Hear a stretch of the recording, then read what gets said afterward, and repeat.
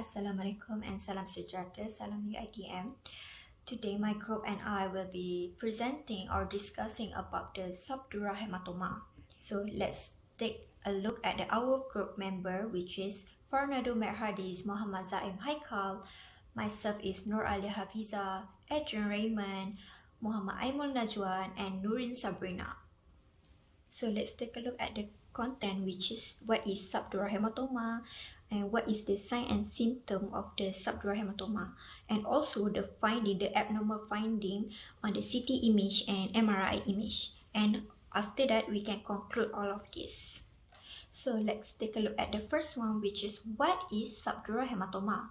So a subdural hematoma is a condition where the blood accumulates beneath the dura mater, or you can see the picture, which is the outermost protective layer of the brain, which is often due to the rupture of bridging veins that connects the brain and the surface to the dura.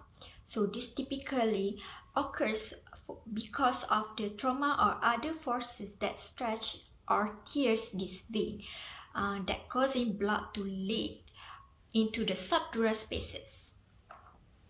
So we can see the risk is higher in individuals with the increased spaces between the brain and the dura, such as we can see on the elderly with the brain atrophy or the children with the larger subdural spaces. So over time, this bleeding can compress the brain, which can lead to the symptoms like confusion, headache, or lose consciousness. So if not treated, the chronic subdural hematoma CSDH can develop gradually, sometimes after the minor injury, and are very common in older populations, particularly on those with antithrombotic medications. So let's take a look at the sign and symptom. I will pass it to the Nurin Sabrina, my friends, to explain in detail about the sign and symptom.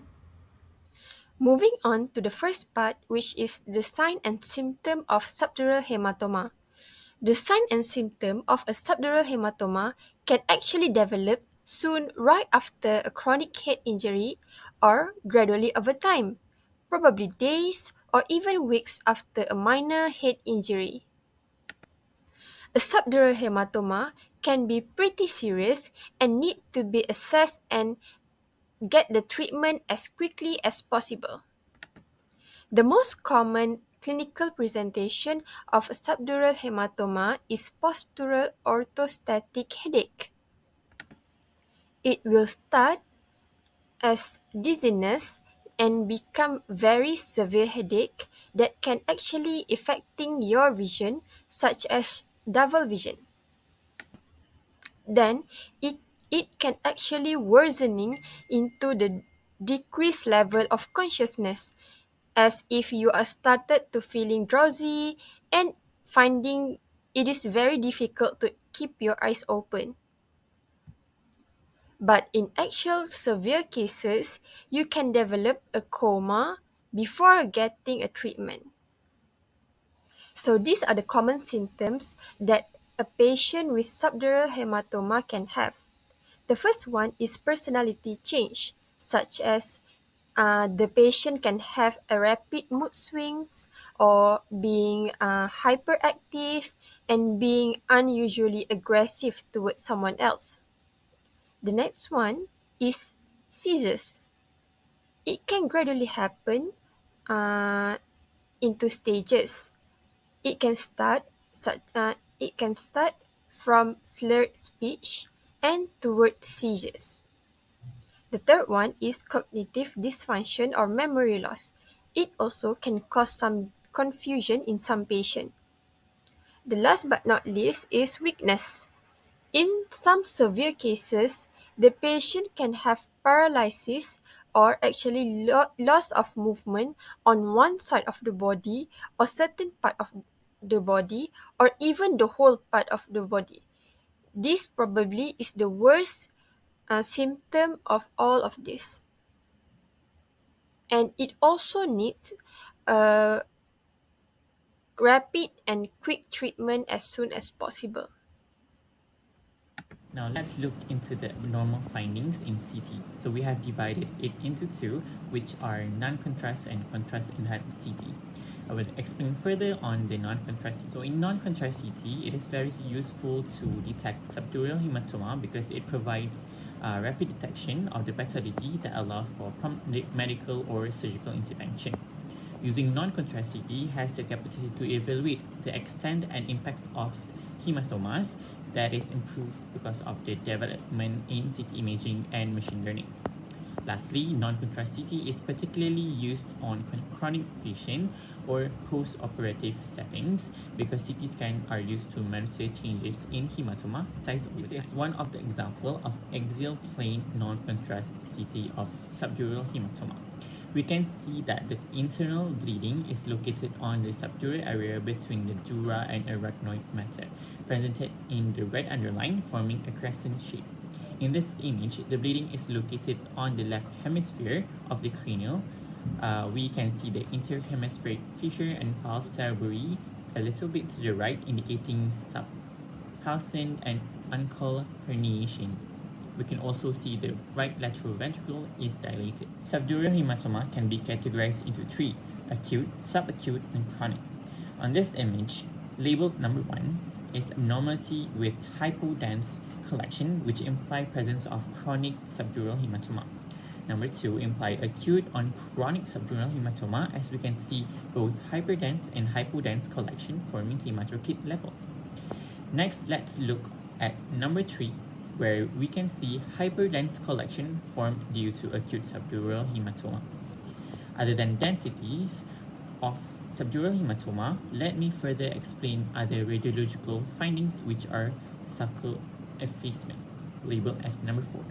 Effacement is the narrowing of internal space, and it demonstrates CSF or cerebrospinal fluid being squeezed out of the sulci, and the gyri are lying on each other. Label 5 is partial ventricular effacement, where the ventricles appear smaller as CSF is pushed out. Now, if we look at the yellow lines labeled 6, it illustrates the shift of brain tissue across the central line of the brain.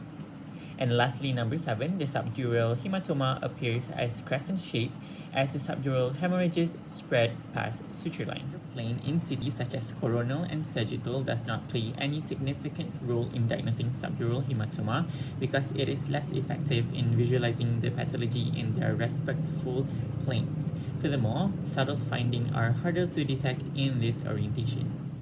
Next, we will move on to the concept of contrast-enhanced CT or CECT. So in subdural hematoma, CECT is used often to evaluate associated complications such as vascular injuries, tumors, infection, or any empyema or abscess mimicking subdural hematoma. Next, it is also used to assess active bleeding to rule out any vascular lesions such as arteriovenous anomalies or aneurysm. And lastly, it is also used to differentiate underlying abnormalities and to assess underlying neoplasms, where there are metastases and meningioma. Since CECT is not the gold standard sequence in detecting subdural hematoma, so there are few images that can be found, but in this axial plane view, we can see that the cortex is slightly hyperdense to the pooling, and the cortical vessels visualized by contrast are shown in the red arrows. In this sagittal plane view of CECT, in regards to the other pathologies that may mimic the appearance of subdural hematoma, dural metastasis, shown in the red arrow, mimics the crescent-shaped profile of a usual subdural hematoma. Moreover, as shown in this axial plane view of CECT, subdural empyema may also mimic the crescent-shaped profile of subdural hematoma, as shown in the red arrow in the slide. So next, we will discussing on the role of MRI imaging in identifying and assessing the subdural hematomas. So let's move on to the finding that can be achieved by doing the MRI T1 wet tissue scanning. So there are few advantages of utilizing MRI T1 wet tissue image in diagnosing subdural hematomas, and one of them are we can identify the age of the hematomas. So subdural hematomas can be categorized by their age. And this classification is crucial for understanding their progression and also for the planning of the treatments. In the early stage of the hematomas, an acute subdural hematomas appear hypointense, which is dark on the T1 wet tissue image due to the blood product is OC hemoglobin, which we have low T1 realization time. But as the hematomas age, the blood product begins to break down. A breakdown product of hemoglobin has higher T1 relaxation time. This causes the hematomas to appear hyperintense, which is brighter on T1 weightage image. However, for the chronic hematomas, the hematomas may show mixed signals intensity, which both hyperintense and also hypointense area. This is due to the presence of the different breakdown product of the hemoglobin. The T1 weightage MRI also essential in assessing the mass effect caused by the subdural hematomas. The T1 weightage image can help evaluate the mass effect of the hematomas on the surrounding brain tissues. This includes the midline shift, compression of the brain structures, and distortion of the normal anatomy of the brain itself. So here's the axial and sagittal view of the patient that have been subdural hematoma. Few significant findings that can be visualized on T1 weightage image, such as we able to locate the subdural hematoma. So in the axial and sagittal plane, the subdural hematoma appear as a crescent shape or semilunar shape located between the dura mater and areolar mater. The hematoma appear bright or hyperintense in T1 weighted image, which indicating that this hematoma is a subacute hematoma. And for the mass effect of the compressions, the hematoma can exert a mass effect, which pushing the brain tissue or cortex and deeper structures toward the opposite side, which causing the brain displacement. A major feature to observe in this axial plane is a midline shift. This occurs when the flex cerebri is pushed to one side, indicating that pressure is building up on one side of the brain. A midline shift pushes structures such as ventricle or part of the cerebrum to the opposite side, which may lead to the brain compressions. For the ventricle, we can see the lateral ventricle is being pushed towards the opposite side of the injury. This is due to the presence of the hematoma. This resulting in the unilateral compressions of the ventricle. Fernando, for the explanation on the T1 weighted image MRI, then we will proceed with the T2 weighted image MRI. So for the Vivis T2 weighted image MRI, because it has a special characterization to highlight fluid field structure due to longer relaxation time. So then the water, in this case the blood, will appear much brighter compared to the surrounding tissue. Next, due to the high sensitivity to hematoma composition, it is used to determine the stages of the hematoma. And then lastly, it allows for the assessment of mass effect that caused by pressure that resulting from the pulling of. So for the axial plane view in MRI T2 image, in this image, the axial section of brain in MRI T2 showing large subdural hematoma, which is indicated by the white arrow, in the right-sided frontal and temporal lobes, with marked positive mass effect and midline shift, which indicates by the black arrow. The hematoma can be seen hyperintense in T2 image compared to T1 image. Next, on the coronal plane view, you can see there is a subdural hematoma on the right and also on the left side.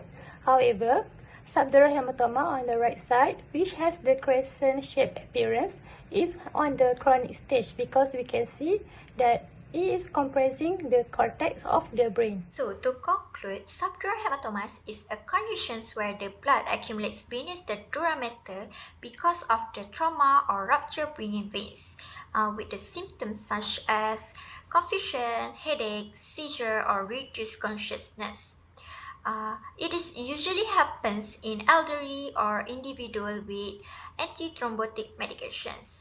So, by using CT scan, it reveals a crescent-shaped hematomas, midline shift, sulci, and ventricular advancement, and also can distinguish between the acute or chronic stages, which is hyperdense or hypodense.